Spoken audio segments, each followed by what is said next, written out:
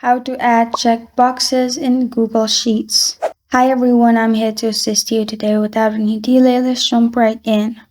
First, open Google Sheets on your device. Then select the cells you want to add checkboxes in. After you have selected the box, it will show you this kind of screen. At the top, click on Insert.